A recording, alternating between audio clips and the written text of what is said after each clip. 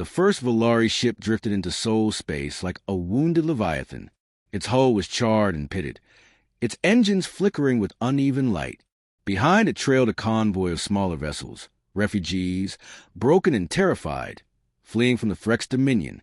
They expected silence or suspicion. Instead, they were met by music.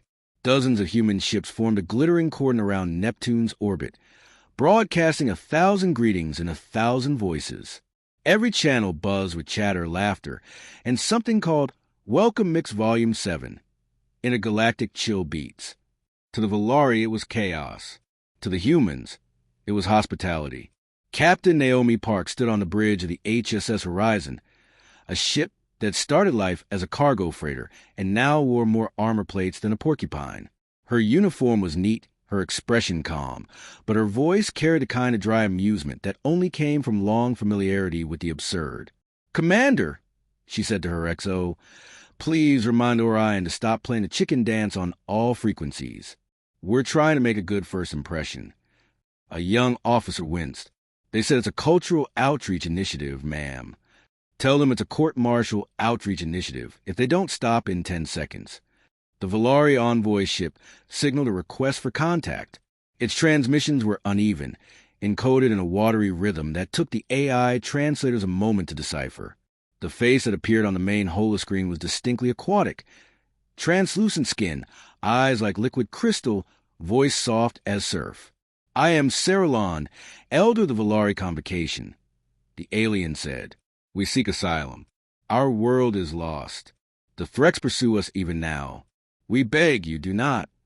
Naomi raised a hand, her tone gentle. "You're safe in soul space, Elder Cerilon. We don't turn people away here." There was a pause, heavy and uncertain. "You do not demand tribute? Service? Technology?" From somewhere behind Naomi, a voice called, "Only coffee, but that's negotiable." Naomi didn't turn, but her lips twitched.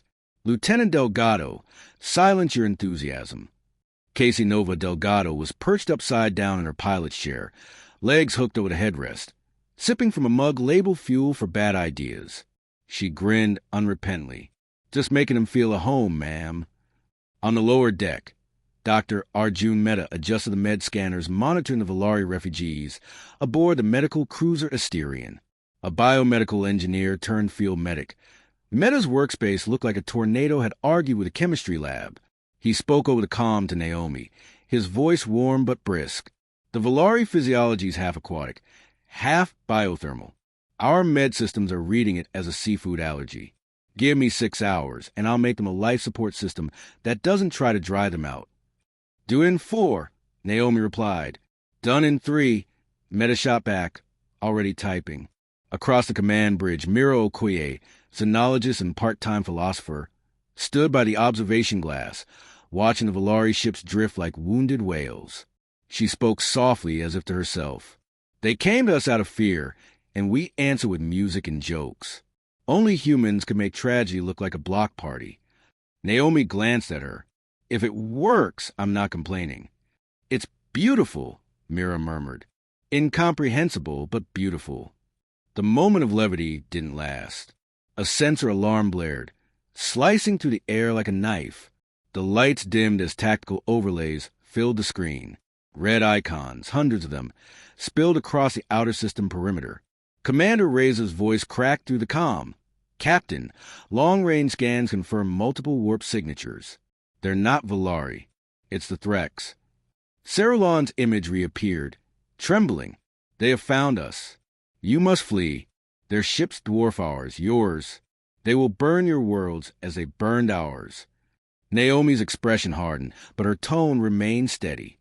"Elder, humanity doesn't run from bullies. They will destroy you. Then they'll have to get in line." She turned to her officers. "Begin evacuation protocols of the Volari vessels. Move them behind Titan's defense grid. Delgado, form a perimeter with the interceptor wing." Nova flipped upright in her chair, eyes bright with the fierce joy of someone about to do something reckless. Finally, some cardio. Mehta broken over comms. "Captain, if we fight here, my med ships won't have time to—" "Then work faster, Doctor." Mira watched it unfold with quiet disbelief. "We just met them," she whispered, "and you're preparing to fight a galactic power for them?" Naomi's gaze was on the stars, cold and resolute. Someone has to show them that running isn't the only way to survive. Hours later, Neptune hung below like a bruised marble as human ships maneuvered into formation. Cargo haulers became gun platforms. Research stations lit up with shield arrays borrowed from prototypes. Mining drones were recalled and retrofitted into point defense clusters. It was messy, improvised, and astonishingly fast. The Volari watched in awe as humans reconfigured an entire armada in less than a solar day, fueled by caffeine, stubbornness, and a shared sense of defiance.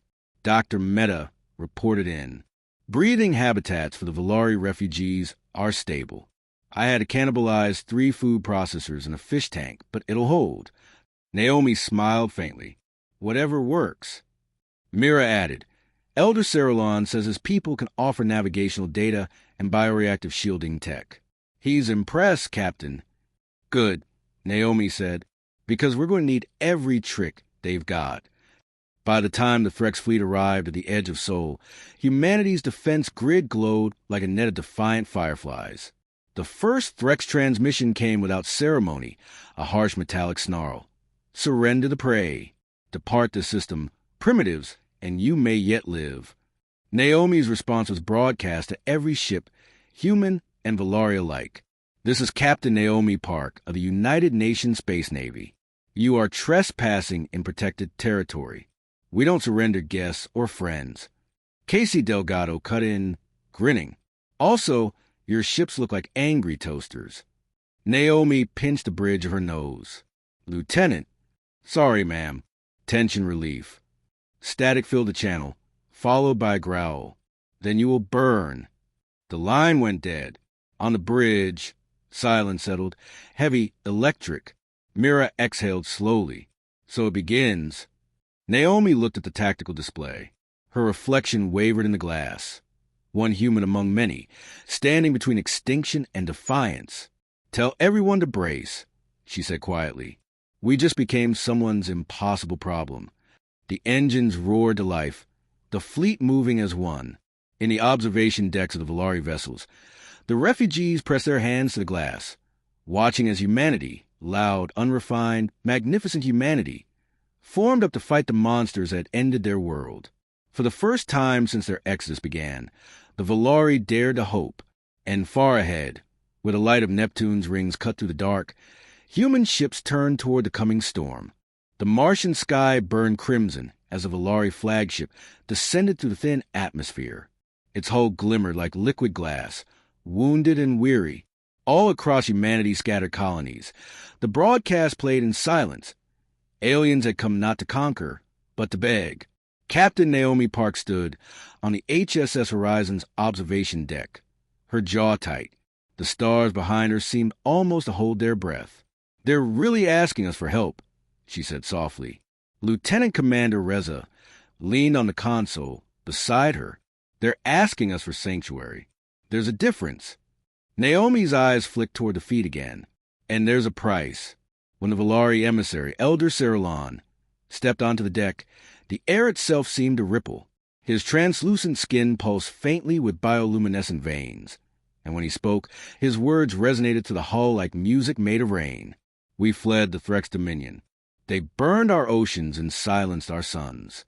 We come not as conquerors, but as those who still wish to be." Naomi nodded once. "Then you came to the right species.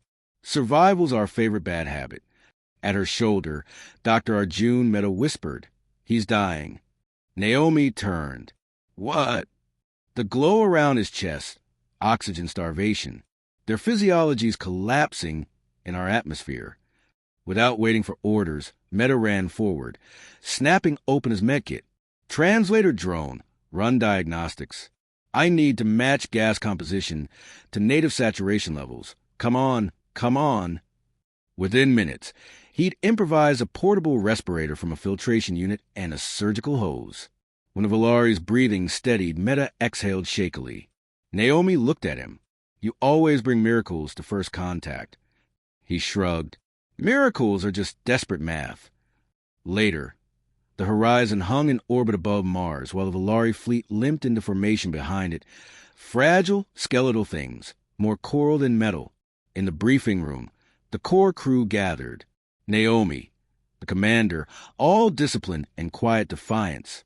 Meta, the problem solver, cynical, but brilliant when impossible needed doing. Nova Delgado, the wild card pilot, still half smiling despite 3 hours of sleep and a dozen caffeine packs. Miro Koye, the dreamer, linguist, and cultural analyst, one of the few who still believe humanity's compassion could outmatch its cynicism. A holographic projection of the Threx dominion filled the air, vast crimson constellations of conquest. Myra's voice was steady. The Threx annihilate or absorb anything that resists. The Volari are one of the last free civilizations in their sector. Nova leaned back in her chair. And now they're parked on our doorstep, dragging a death fleet right behind them. Great. Better them here than extinct, Naomi said. Reza folded his arms. If the Threx come for them, they'll come for us. Earth's defenses are outdated. Luna's shipyards are half-frozen. The Titan colonies don't even have shield grids. Meta's tone was flat, so we either help them or wait until the Threx turn soul into glass. Naomi's gaze swept the room. Then we help them, but we do it our way, human way, improvise, underfunded, and probably insane. The next weeks blurred into motion. The Horizon's hangars became hybrid labs. Volari engineers showed humans how to weave organic shielding into ship armor. Flexible, regenerative, alive. Human engineers, in turn, introduced the Volari to the concept of duct tape. At first, the aliens were horrified, then impressed. Meta led a team integrating Volari bioreactors with human fusion cores. They grow their ships, he said, gesturing to the pulsating filaments wrapping around a reactor core. We build ours. But when you graft instinct to logic, you get chaos. Nova interrupted from above the scaffolding, welding something that definitely wasn't rated for organic contact. You get innovation, Meta corrected, glaring. Naomi watched from the gantry. Call it whatever you want. Just make sure it doesn't explode when we turn it on. It won't, Meta said. Nova grinned. Probably. Mira spent her nights translating Volari texts, elegant scripts that shimmered when read aloud. She discovered they didn't have a word for warship until recently. Instead, they called their vessels keepers, guardians of memory. One evening, she brought that up during mess. They don't fight to win, she said softly. They fight to remember what they were before the Threx came. Naomi looked up from her rations. We fight, so we still get to remember. Maybe that's why they came to us. Nova raised her glass. To survival, Meta muttered, to bad ideas that somehow work. 2 months after first contact, the warning came. A Volari scout drone, returning from deep space, transmitted a single burst before going dark. Threx signatures detected. Vector, Soul. Silence filled the command ring. Reza's voice broke at first. Estimated time to arrival? 6 days. Mira whispered, That's impossible. They weren't supposed to find us so soon. Naomi's expression hardened. They found us because we lit the sky helping someone else. That's what humans do. Patchwork, the ship's AI, chimed in with unsettling cheer. Captain Park, shall I begin emergency preparation protocols? Or do we prefer our usual spontaneous panic? Both, Naomi said. Sound the alert. Call every ship with an engine and a pulse. We're not running. Reza frowned. We can't outgun them. Then we'll outthink them. In the following days, the solar system became a forge. Mars' orbit turned into a construction zone. Luna's yards hummed 24 hours a day, and asteroid colonies cannibalized their mining rigs into makeshift turrets. Humanity, in its usual reckless brilliance, built an armada in less than a week, half functional, half miracle. Volari ships fused their organic shielding to human steel. The hybrid vessels pulsed with eerie beauty. Living ships with human skeletons. Nova led flight drills so dangerous that even Patchwork flagged them as legally questionable. Meta slept in the reactor bay, fine-tuning the fusion lattices. If it blows, he told Naomi during inspection, It'll either save us or give Neptune a new moon. Just make sure it's the first one, she said. Mira coordinated with the Volari scientists, developing a pulse field that could disrupt Threk's weapon harmonics.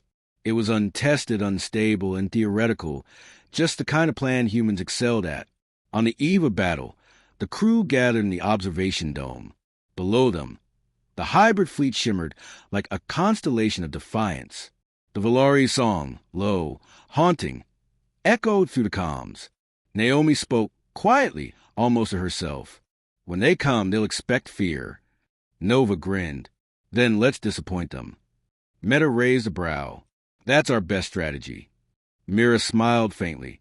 Hope disguised as madness. Naomi nodded. Exactly. Outside, the stars glowed brighter, as if the universe itself leaned closer to watch. Humanity's first interstellar war would not begin with conquest. It would begin with refuge and a refusal to surrender. The first warning came as a ripple in Neptune's rings. Then came the fire. The Threk's fleet emerged from subspace like a swarm of obsidian blades, hundreds of warships bristling with red light. The void shuddered as their cannons charged, painting the dark with the glow of annihilation. On board the HSS Horizon, alarms screamed in layered tones that no human ear could quite distinguish. Captain Naomi Park didn't flinch. Her hands rested on the railing, eyes sharp, voice calm. Signal, all units. Formation Sigma 1. Keep them out of Neptune's orbit. Commander Reyes' tone was grim.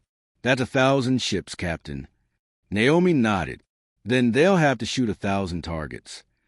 In the hangar bay below, Lieutenant Casey Nova Delgado tightened her flight harness and thumped the side of her hybrid fighter, Starhound. The craft hummed faintly, its Volari-grown armor rippling like muscle under light. Patchwork, she said, addressing the AI through her headset. Run diagnostics. The AI's smooth, faintly amused voice replied, all systems green. Probability of catastrophic failure, 34%. Perfect odds. Let's dance. As the hangar doors peeled open, starlight poured in. Her squadron launched into the void, trails of pale blue flame streaking against the black. Down in engineering, Dr. Arjun Mehta stared at the holographic display of the Horizon's reactor. The hybrid Volari biotech lattice pulsed with unstable rhythm, veins of energy threading through human alloy. This thing's running at 120%, said an ensign. I know, Mehta muttered, sweat beading at his temples. It's alive enough to complain, but not smart enough to stop before melting. He patched into the bridge. Captain, you've got maybe 15 minutes before this reactor decides it's a star. Make it 30, Naomi replied. I'm not a magician. You're a human engineer. That's close enough. He exhaled, muttering, I hate when she says that. Above the blue world, the battle began. Threk's ships unleashed a storm of plasma and kinetic fire. Human and Volari vessels danced between the blasts, their new hybrid shields absorbing hits with glowing ripples. Still, ships shattered in bursts of light, debris scattered like metallic snow. Nova led her squadron in a daring run across the Threk's front line. Break formation on my mark, she ordered. Patchwork, highlight weak points. Suggestion, aim for the red glowing sections. Helpful, she rolled through a barrage, plasma fire grazing her wing. Horizon, this is Starhound. 1, we're not punching through. Naomi's voice came cool over comms. Then don't. Pull them toward Triton. Nova blinked. You're putting our back to the ice moon? Exactly. Captain, you're either brilliant or suicidal. I've been called both. In the science bay, Mira Okoye stood surrounded by holographic streams of data. Volari engineers chanted in low harmonic tones, guiding their bioreactive shielding toward the planet's magnetic field. Mira adjusted the resonance parameters, sweat shining on her brow. You said your energy fields can sing to each other, she told Elder Cerulon. So make them scream. The Elder's luminous eyes flickered. You would use harmony as a weapon? Mira met his gaze. We'd use anything as a weapon. Together, they synchronized the pulses, waves of sound and light weaving into Neptune's magnetosphere, bending it into a massive resonant field. Captain, Mira reported. The net's ready. If we lure them close enough, it'll overload their systems. Then let's give them a reason to follow. The horizon surged forward, its engines burning cobalt blue. Naomi stood in the center of the bridge, expression calm, heart pounding. All ships, fall back behind Triton's orbit. Keep firing. Make it look like retreat. Reza frowned, and when they realize it's not, they won't. The Threx don't think we're capable of strategy. They think we're animals with toys. Are we sure they're wrong? Naomi smiled faintly. Ask me in 10 minutes. The Threx commander's voice crackled over open frequencies, translated by patchwork. You fight bravely, mammals, but this is mercy. Surrender, and we will preserve some of you for study. Nova cut in, laughing mid-battle. Thanks for the offer, Toasterface, but we already have a god complex. Patchwork translated her words in perfect, formal syntax. The Threx didn't reply, perhaps because they were too busy opening fire. The trap was set. The horizon crossed Neptune's shadow, baiting the Threx forward. As the enemy fleet descended into the planet's magnetic field, Valari energy tendrils shimmered, wrapping the space between ships like glowing spider silk. Field saturation at 92%, Mira reported. They're inside the resonance zone. Naomi's voice was steady. All ships, disengage and brace. Meta, we're ready. Meta's voice came through the comms, tight with strain. This is going to cook every circuit from here to Luna. Just make sure it cooks them first. The signal pulsed. Neptune lit up like a living star. Blue light flared outward in perfect symmetry, washing over the Threx fleet. The resonance field ignited, turning every drop of their energy into chaos. Their ships convulsed. Engines flaring, weapons misfiring, hulls collapsing under their own power. Dozens exploded at once, filling the void with silent fire. Nova's fighter spun through the wreckage, her voice breathless. Holy, they're falling apart. It's working. Patchwork spoke, its tone almost smug. Correction, it's overworking. The field is unstable. Recommend evacuation. Immediately. Naomi gripped the railing. Not yet. Mira, how much time do we have? Less than a minute before Neptune's magnetosphere destabilizes. Then we hold. Captain, hold. For a heartbeat.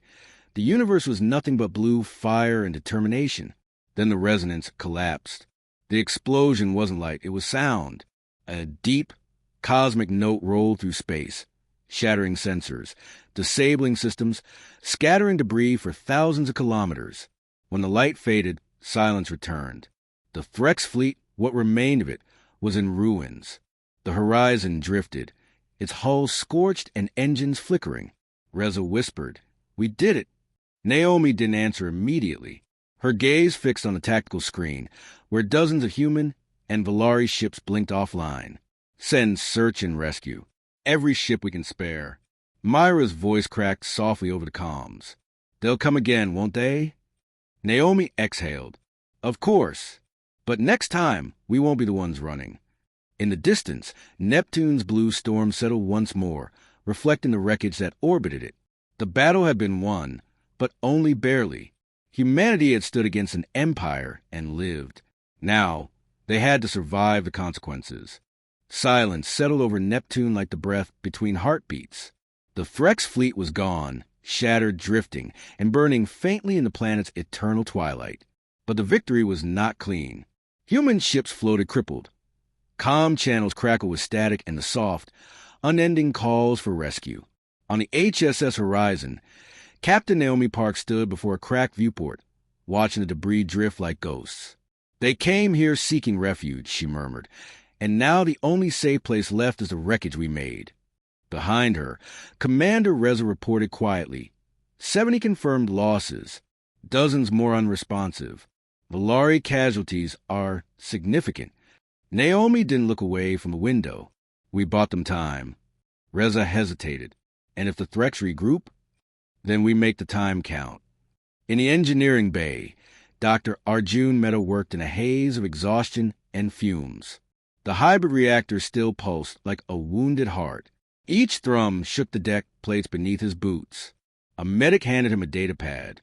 You should rest, Doctor. Meta waved it off. Later, I've got a machine that thinks it's alive, and a crew that's halfway there, too. He reached into the reactor's exposed cavity, rerouting coolant lines with a steady, stubborn precision a man too tired to fear failure. Patchwork's voice filled the room. Dr. Meta, your biological reading suggests severe fatigue. I recommend sedation or coffee. Meta chuckled dryly. If you bring coffee, I'll consider upgrading your personality core. Noted. Brewing now. On the observation deck, Miro Okoye stood beside Elder Cerulon. Beyond the glass, the surviving Valari ships drifted in formation, glowing softly with bioluminescent repairs. You risked everything for us, Cerulon said, his voice like the sound of water through coral. Why? You owed us nothing. Mira smiled faintly. Humans are bad at watching someone drown. We tend to jump in first and figure out how to swim later. The elder tilted his head. And now that you jumped? Now, she said, we build a raft. Hours later, the surviving captains gathered aboard the Horizon. The air in the command hall carried a metallic tang of recycled oxygen and battle smoke. Naomi stood at the head of the table, one arm in a sling, her expression unreadable. The Threx fleet wasn't a strike force, she began. It was a test. They were measuring us. Reza frowned. To see if we're worth conquering? To see if we're worth fearing? Meta, dark circles under his eyes, leaned forward. If they send a real armada, we can't hold them off again. Not like this. Mira tapped the table, bringing up a holographic model of the Sol system. Then we change the rules. We stop reacting and start building. Naomi nodded. Operation Sanctuary. At that, the room stirred. Nova Delgado, her flight suit still singed from battle, raised a brow. Sounds peaceful. That's suspicious. It's not peace, Naomi said. It's permanence. The plan was madness, which meant it was perfectly human.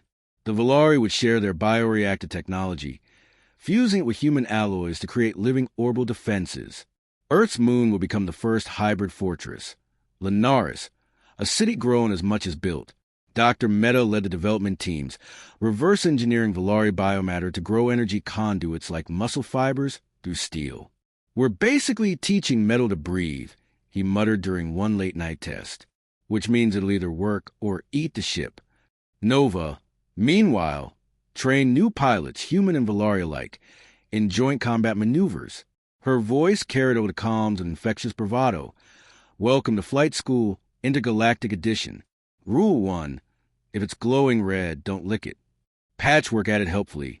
Rule 2, do not attempt to date your ship. Results were messy last time. Weeks passed. The scars of battle began to fade, replaced by something unprecedented, unity. Mira and Cerulon worked to formalize the Alliance of Sanctuary, a pact between two species bound not by conquest, but by shared defiance. She asked him once, during a quiet walk through the growing gardens aboard the Horizon, do your people believe in fate? The elder paused. We believe in currents. Sometimes the tide brings strangers to our shores.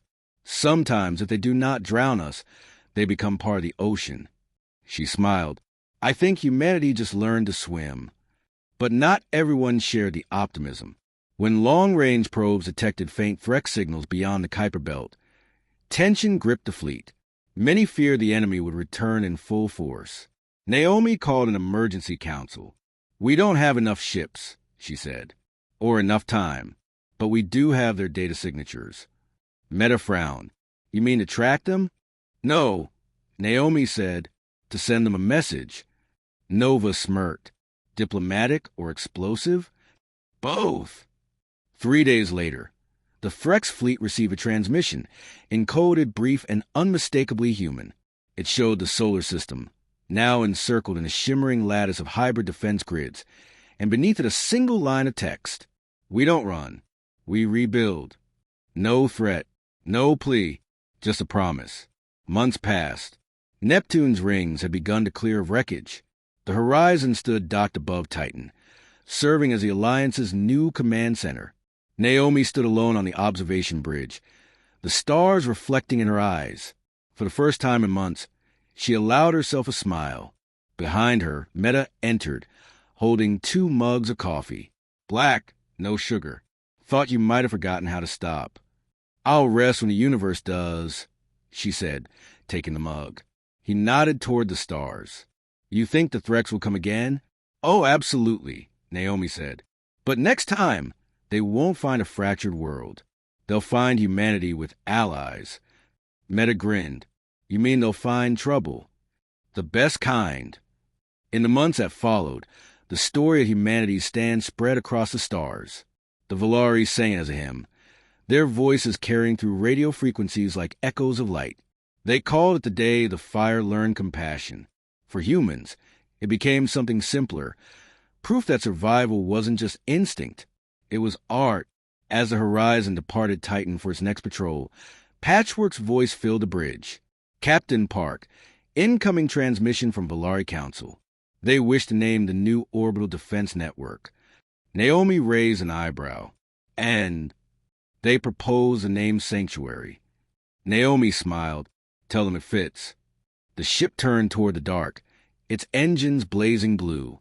Around it, 100 human and Volari vessels followed. A fleet born of desperation, rebuilt through defiance, bound by choice. For the first time in centuries, the solar system wasn't just a home.